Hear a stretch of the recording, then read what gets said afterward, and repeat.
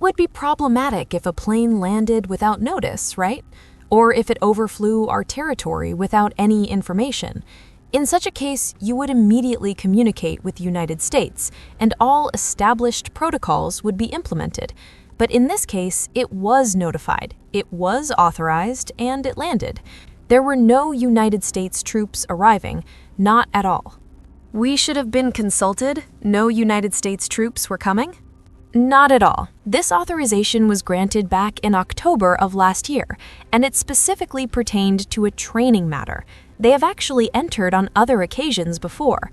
The difference this time is that they boarded the plane coming from Tuxtla. I specifically inquired about the exact reason. They had their own reasons, but it's not, let's say, something exceptional. It had been agreed since October, and these are logistical tasks they carry out. Good morning, President. As a matter of fact, they must land at military air bases, and in this particular case, they landed in Tuxtla, and it was authorized by the Secretariat of National Defense. All right, let's move on. Sometimes they come, and that's when authorization is indeed required. For example, there's a pending authorization for the Coast Guard that's coming to Mexico. That one specifically has to be authorized by the Senate of the Republic, and it's awaiting authorization in February when the full Senate is in session. It cannot be just the permanent commission. This other matter happened based on a lack of information. We immediately alerted both the Ministry of Foreign Affairs and the Ministry of National Defense, which is the department that authorizes the entry of any aircraft into Mexican territory. We were in constant communication with the embassy to understand what they were proposing. We delayed an official statement until we had absolute certainty that there was no authorized overflight over Mexico. Once we had certainty, the statement was issued. It was not an overflight over national territory. They were in international waters. So there was a period of about 2 hours where we had not been informed beforehand through proper aviation channels.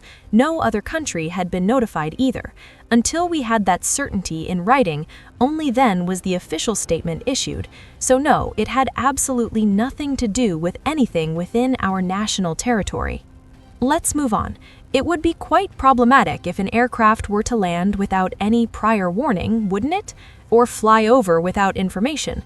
Well, you immediately contact the United States and arrangements are made. But in this case, it was notified, authorized, and landed. So, to clarify, Mexican soldiers are the ones traveling to the United States on this plane? Public officials boarded that plane and traveled to that location for important training. Who authorizes this? The Ministry of National Defense is primarily in charge. We are actively strengthening the national security system to coordinate effectively. Ideally, they would travel on a Mexican Air Force plane, but this was authorized and had been for some time. I wanted to ask, Madam President, did Mexico request this or did the U.S. offer? It is part of the agreements. People from the United States also come here to receive training, for example, in the DN3 plan and various other courses. These are all part of the bilateral training programs established between states. They are strictly regulated and not simply at the request of someone without the necessary qualifications or authority. That person should not be part of the security cabinet and particularly the national security system.